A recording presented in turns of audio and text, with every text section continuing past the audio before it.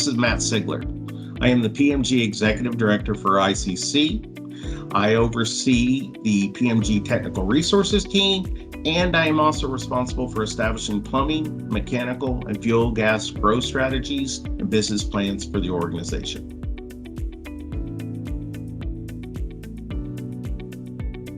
I would say probably the most surprising fact is that the water we use for drinking, cooking, and bathing contains microorganisms that over time will form biofilm on the inside of water pipe. You may ask, well, why is that important? Well, that's important because biofilm can harbor bacteria like Legionella that can cause disease, and why proper pipe sizing is critical for ensuring that there is sufficient water velocity going through the piping to minimize biofilm buildup. As a side note, when you wake up in the morning and you have that plaque buildup on your teeth, that's another form of biofilm. And if you do not brush your teeth over time, you can develop tooth decay or gum disease.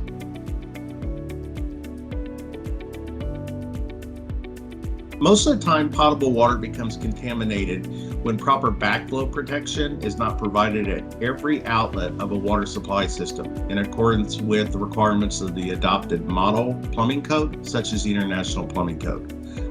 Potable water can also become contaminated by plumbing system components that deliver drinking water to our kitchen and lavatory faucets in our homes. What I'm talking about specifically is lead contamination, and it's why it is so important for all pipes, fittings, and components that deliver drinking water in our homes to meet federal requirements, specifically the Safe Drinking Water Act, and are tested and certified to the appropriate industry standards as called out in the International Plumbing Code and other model plumbing codes.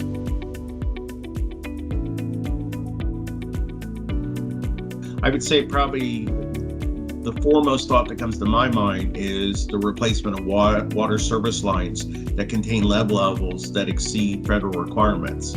I will say that the Infrastructure Investment and Jobs Act that the President signed into law last November will go a long way in the replacement of leaded service lines throughout the country. I think the most practical step a homeowner can do to ensure that there is safer water is that they can contribute by properly disposing hazardous or toxic substances like motor oil, pesticides, paints, household cleaners, and medications instead of pouring such substances down their sink drain, onto the ground, or into a storm sewer.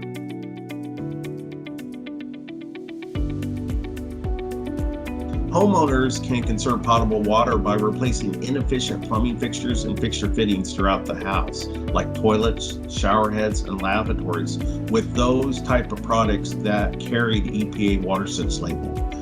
They can also turn off the water when they are brushing their teeth or shaving.